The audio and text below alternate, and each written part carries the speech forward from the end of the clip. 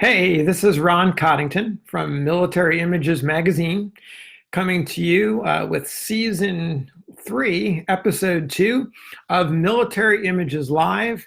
Really glad to have all of you joining us this evening. And as usual, we'll make a couple of announcements while folks are joining the program. You'll see in front of me, or next to me, is the logo of MK Shows. That's Mike Kent. As some of you know, he is someone who organizes a number of great Civil War shows. And the next one is going to be held in Chickamauga in Dalton, Georgia. It's the Chickamauga show, and Military Images will be there. Look for me. Look for our table at the show in beautiful Dalton, Georgia. And we'll have our scanner. We'll be setting up there with our scanner, making digital images of your photographs. So bring your best stuff for us to scan. We'll make selections of some of them and put them in future issues of the magazine.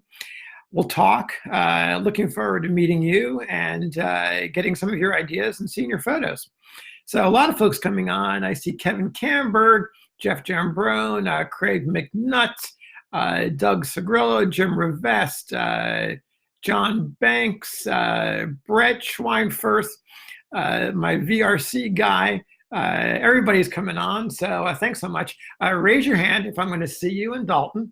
I hope to see you there. Going to start off with a few announcements, additional announcements, and one of them is another show that's coming up. This is the I'm going to call this the second annual Civil War photo show and sale in Washington, D.C. That's going to be held March 6th to March 8th. So that's coming up in a little bit more than a month. And from those of you who recall last year's show or who participated in it, Doug York of Civil War Faces and I made a whole weekend out of the Civil War show with a behind-the-scenes tour, Civil War photo talks, and the show itself. We're going to have all those events again. The behind-the-scenes tour is to be announced. We're still working out details for that. Civil War talks, we have 5 great speakers lined up. Kurt Luther of Civil War Photo Sleuth will be joining us to talk about all the new and great things that are going on with that most wonderful tool. Rachel Wetzel from the Library of Congress. She is a wonderful conservator, has great history in restoring images. She's going to talk about restoring and conserving images. Jim Quinlan, who is an author, he is also a Civil War dealer. Many of you must have seen him at the shows. He's going to be talking about a project about Arlington National Cemetery. The title of his talk is Hallowed Grounds. We also have Chris Nelson. He is a collector of bugle and musician images in particular. He's going to be talking about the Lincoln Apotheosis photographs. You may recall those images of Lincoln and Washington ascending towards heaven. Chris is going to talk about the history of those. And last but not least, Diane Wagoner, the curator of photography at the National Gallery of Art, is going to be talking to us about a survey of all of the wonderful Civil War images, and I should say the growing collection of Civil War images that they have. Now, another note, for those of you who have been following the story which began here of Jason Lynn Pate and Lake Road Elementary School in Union City, Tennessee. We, I guess it was late last year when I put out a call to action on this show to raise money to get 10 subscriptions of Military Images magazine so his Civil War students could use them to learn about history and to learn about research. And they did that. Thanks to you, we were able to get those issues into their hands. As a group, they wrote a caption that appeared in our current issue, our winter issue of Military Images, our Tennessee gallery. And the latest update on the story is that the local newspaper picked up the story, and you can see the front page above the fold of the newspaper. Here's the classroom of students all holding up their copies of Military Images magazine, obviously very proud of the caption they wrote for the Tennessee Gallery. So a tip of the cap to Jason Lynn Pate and all of his students who are doing great things for Civil War history. There's more. Another announcement. A lot of announcements here today. I'm really pleased to announce that I should say, is the Civil War Photo Collectors Society. We're a fledgling group just getting started in the last year. We are announcing our first traveling exhibit location. We're going to be at the William C. Goodrich Freedom Center that's in York, Pennsylvania. The Goodrich Freedom Center is located in the William Goodrich House, downtown York, Pennsylvania. And what makes this house unique is really two things. First and foremost, it was a stop on the Underground Railroad. And from the images that I've seen online, you can still see evidence of the area in the lower part of the house that was used to help runaway slaves. The other interesting detail is the son of the father who lived in the house, Glenn Alvin Goodrich, was a pioneer Daguerrean photographer, one of the earliest African-American photographers. So the house has a lot of history that's connected to the Underground Railroad and to early photography. So we're going to be bringing a collection of African-American Civil War photographs, larger than life prints, that we're going to put in the house as part of an exhibit. We're going to be collecting donations to help raise the money to put together the prints and install the show. The cost is about $1,000. So look for news and information about how you can participate in this very great event. Our target date is July 11th. So more information to come. Now, I think I got one more bit of information here. And this comes from Gary Waddy. Gary, you may know, wrote the story in our recent issue, or I should say our current issue, of Military Images of the Folks brothers, Gabe and Ned. You've got the Union brother and the Confederate brother. The story really caught the attention of a number of folks. Sold out the magazine, a lot of interest in the story in the Tennessee Gallery. And among the groups that became interested in the story is the Carter House in Franklin, Tennessee. The new Carter House Museum is working with Gary to bring this image to be on display as part of their opening exhibit. So kudos to Gary for bringing this image out, putting some perspective and context around these two men from a divided family, and obviously how they came together after the war was over. Now, actually, I forgot, I have one more update for you. A lot of updates. We've had a lot of response over the last couple of weeks. A lot of you really enjoyed our little segment on exercise in the 19th century and how that went all the way up through today, specifically music and exercise. And one of the things that I said towards the end of that segment was I really wasn't quite sure, hadn't found any examples yet of exercise and gymnastics as it applies to Civil War soldiers. Well, I don't think it was no sooner that I had ended the program that Mark Krause sent me this engraving from Harper's Weekly. This is, I believe, August 31st of 1861. This is a detail of an engraving of soldiers from the 1st Maryland Infantry playing football in Winchester, Virginia. And the version of this football, I think, is actually closer to soccer than it is American football. I believe the first football game was 1869. So this is a precursor. If you saw the entire engraving, you wouldn't see any goalposts. At least I wasn't able to find any.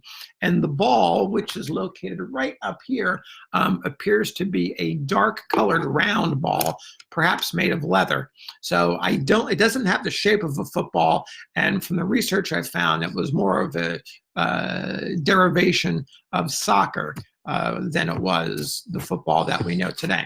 Still very interesting. Now, the other note comes from Ron Fields. Now, I was not able to verify this photo as being the Charleston Zouave Cadets of Charleston, South Carolina, but I believe these are accurate.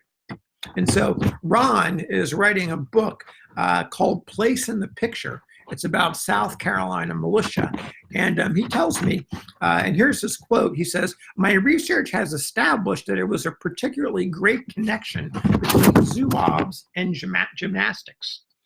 And he goes on to include this quote. He says, by September 14th, 1860, the Charleston Zouave Cadets were renting a hall on Queen Street between Church and Meeting Street, where they began to fit up, and this is the quote, with a complete set of gymnastic apparatus, which includes a 10-pin alley, chess tables, books, newspapers, periodicals, and etc., so that the members could relax while they were doing their drills and their practices. So the idea of having gymnastics is clearly tied to this militia unit. And they also called it their armory and gymnasium. So clearly there's an exercise connection. This was from a news report. And then there's another note here that ties to the Orleans Cadets, which is another militia group. And the quote here says that another Zouave group called the Inkerman Zouaves borrowed the cadets' weapons and demonstrated, quote, many things in the use of the gun and in military gymnastics. So if you were wondering about exercise and Civil War soldiers, these two examples of Zouaves and gymnastics in I guess it would be the late antebellum army or the late antebellum militia units in Charleston certainly lend some credence to the idea that exercise was not something that was limited to the civilian population, that it was also part of the military population. Now, here's a mystery that I hope you can solve. I'm going to post this on our Facebook page so you can see it. What we have here is a relatively youthful looking soldier. He's wearing a coat, Union, pretty standard coat, with the exception of the epaulets over here, which appear to suggest he's a New York soldier. He's got a revolver thrust into his belt, raising his hand on a bayonet on the muzzle of his rifle. And this image is owned by Tom Singlin. And Tom is not a guy that goes onto the computer. So he's not watching this right now, but he needs your help. And the quote that caught my attention in the letter he wrote says, "Just maybe we can find his name and give due honor to him." So we don't know a lot about this guy, but what we do know about him is that there was a group of artifacts that came into Tom's possession, which includes this photo. It includes a Mississippi rifle, and it also includes a letter. And the letter is, well, the letter is incomplete. His name is not signed on the letter. In fact, a page of the letter is missing. And what we know is that the letter is dated, and it was written during the Peninsula Campaign, and it has a May 1862 date.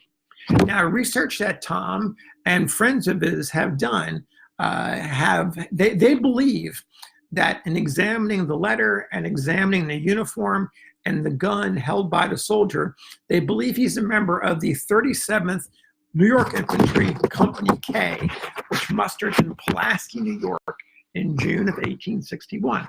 Now, the 37th New York was part of the 3rd Brigade, 3rd Division of the 3rd Army Corps in the Army of the Potomac. And so that includes several Michigan regiments, the 2nd, the 3rd, and the 5th Michigan, along with the 37th New York. And the author of this letter, he talks about all 4 regiments, and because of his uniform, it looks like there's a connection to the 37th New York.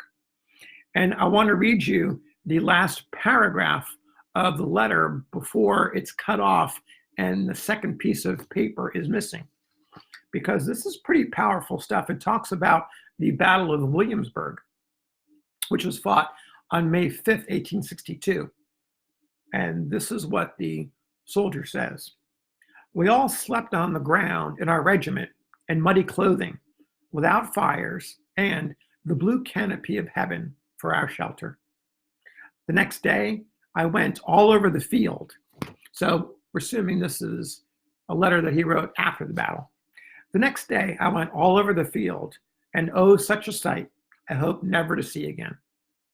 There lay heaps of slain friend and foe, just as they fell in the struggle for life, locked in deadly embrace, each perhaps with a bayonet through the other, or perhaps grasping the deadly Bowie knife, with which the spirit of each had been freed from the frail tenement. In our heaps, I counted 94, in another 53. In one place, I found 5 Union soldiers and, in their midst, a rebel major. That's where it ends. Now, I'm going to post this image. I'm going to post the details of this letter and information about the regiment. And we really hope that you can help Tom and help all of us find the name of this currently unknown soldier.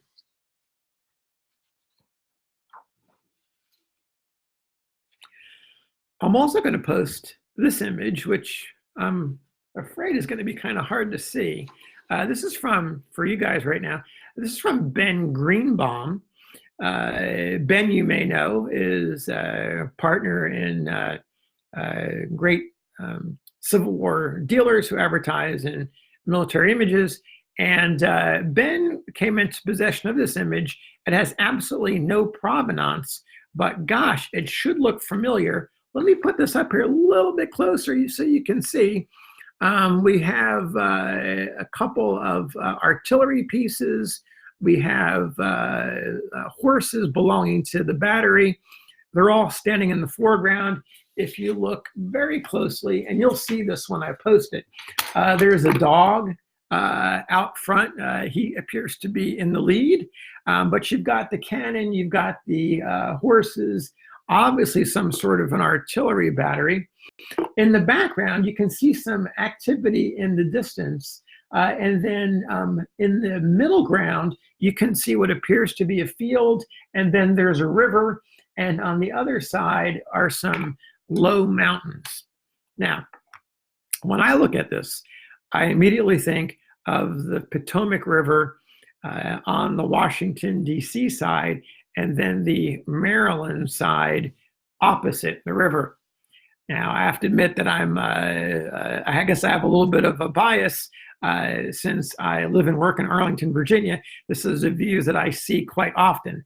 So it's probably not uncommon for my mind to go in that direction. However, you all may see something different. So I'd love to get your help in trying to identify this photograph, this location. Ben hasn't been able to find it, which suggests to me that he probably checked all the logical places, Library of Congress. But you may have some better luck. You may recognize this view, and if you do, it would be a big help for us to try to track that down. Now, I want to talk about this photo. I scanned this photo, gosh, probably about 3 years ago, and I've been holding on to it, not quite sure how to publish it. And just so you're aware, I have, I'm not exaggerating, easily 1,000 scans that I've made. And what I like to do is try to find the right peg and the right place, the right grouping to put the images together. Some images, I should say, a lot of the images are really great, like this one, but it's kind of hard to know where they fit in place. So I was going through some files the other night and came across this image again. And I started looking closely, and I realized that on the back, some of the men are identified, but not all of them. They're all members of the 22nd Massachusetts Infantry. And I thought, you know, I should take a closer look and spend a few more minutes with this image to try to figure out, if I can, who the rest of the officers are in the picture. And so I began going through the regimental history, which is chock full of photographs, and I was easily able to identify all these men except for this one. I actually, it wasn't that I couldn't identify him. It's because I saved him for last because he has no shoulder straps on. I wasn't quite sure what he was all about. In fact, I first thought maybe he's from another regiment or visiting. I don't know. He just seemed slightly, because he didn't have the look of the other officers. I didn't really quite know who he was, so I picked off the easier guys to identify first. And so going back, it's quite a group. You've got from left to right, the assistant surgeon, George Perkins. Next to him is Harrison Royce, quartermaster. Third is Frederick Shepard Benson, a lieutenant. You've got the regiment's major, Mason Burt. And then on the bottom row, you've got the regiment surgeon, I.H. Steers, the colonel, William Stowell Tilton, my identified person, and then lastly, Lieutenant Colonel Thomas Sherwin. So when I started realizing what I was looking at here, I thought, oh, I'm actually looking at the regimental staff. You've got the surgeon, the assistant surgeon, the quartermaster. And then I took a closer look at this image, and I realized his buttons are all quite dark. I thought, oh, this must be the chaplain. So lo and behold, I started looking through the book, and at first I was thrown off guard because they mentioned the first chaplain of the regiment was a very old gentleman who ultimately left the regiment. They replaced him with, turns out, this man, his photograph is in the book. This is Chaplain Charles M. Tyler. So now I'm pretty excited because I have the regimental staff of the 22nd Massachusetts Infantry, and that includes Chaplain Tyler. Why this is particularly exciting to me is because one of the projects I've been working on for a few years now has been chaplains, and I must have about 25 chaplain images at this point. And something spoke to me when I discovered Chaplain Tyler the other night. I thought, wow, we're ready to do this gallery of chaplains and to be able to tell their stories. So I've got it currently on our issue planner for the fall, and I think we'll get there. As you might imagine, as material comes in and we get a lot of submissions, that tends to cause some things to move around. But I'm feeling pretty good about getting this chaplains gallery into our fall issue. So when we get there, look for Chaplain Charles Tyler and his story, which I'm very excited to find out about him. Now, the last item for the evening is this. If you've seen this before, raise your hand.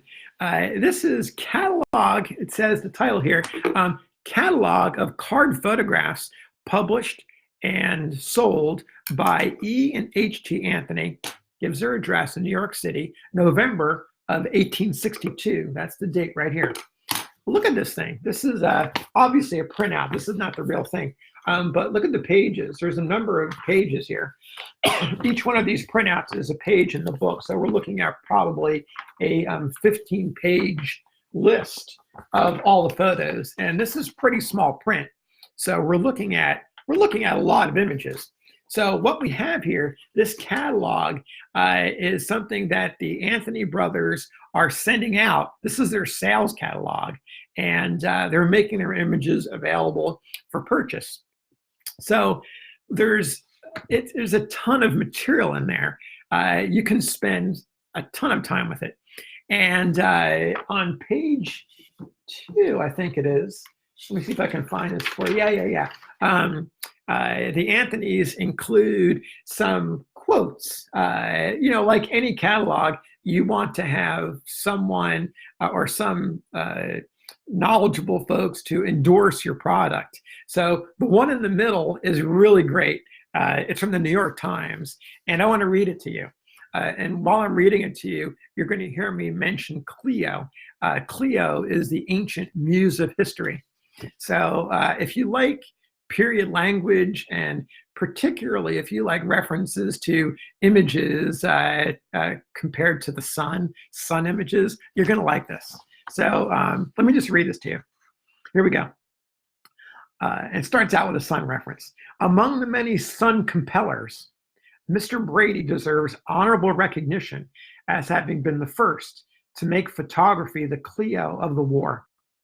The enterprise which begets these battle pictures is worthy of support as well as praise. Appealing as they do to the popular heart, they can scarcely fail of success. In one point of view, their value can be scarcely overrated. They present a panorama of the war, faithful as is everything that comes from the studio of the sun, that impartial artist whose only study is truth. From these pictures, the historian will gather material for his pages, for the embrasures of earthworks and the walls of fortresses will crumble and resolve themselves into dust, while the colors of their photographic counterparts will only have deepened and fastened with time. And here, a wonder suggests itself that the substance should fade out and the shadow imperishably remain. That's poetry, my friends, at least for this photo collector.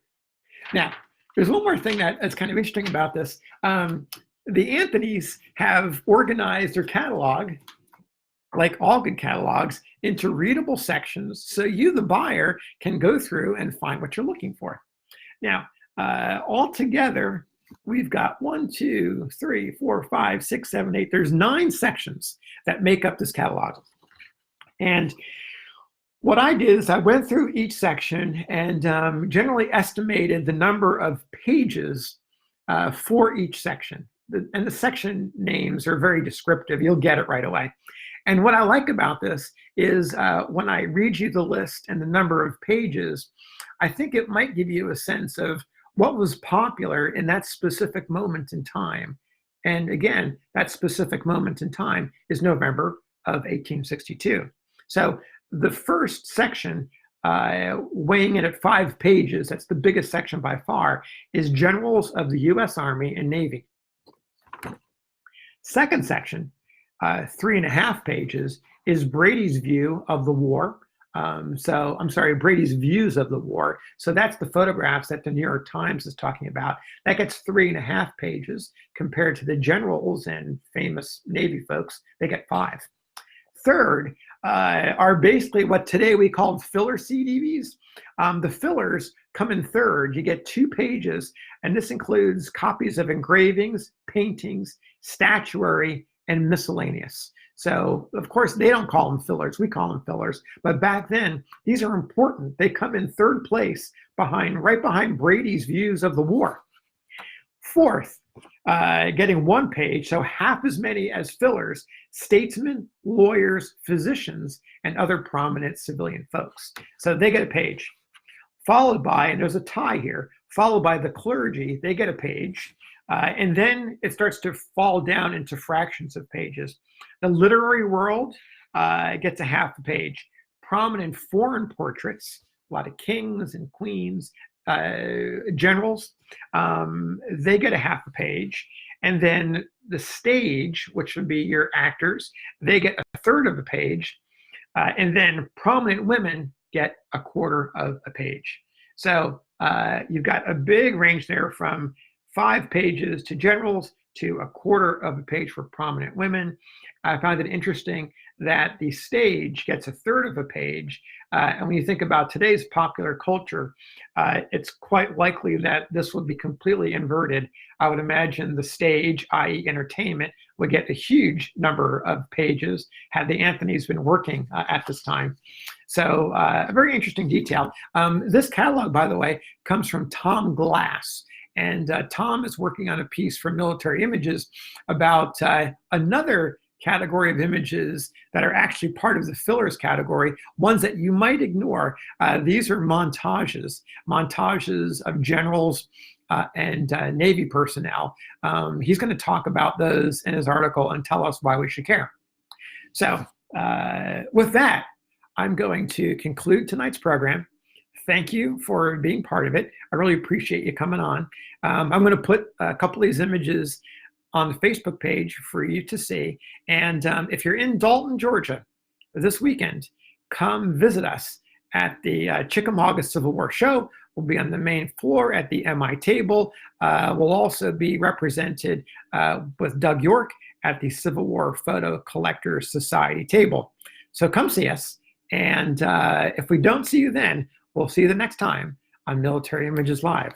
Have a great night. Bye.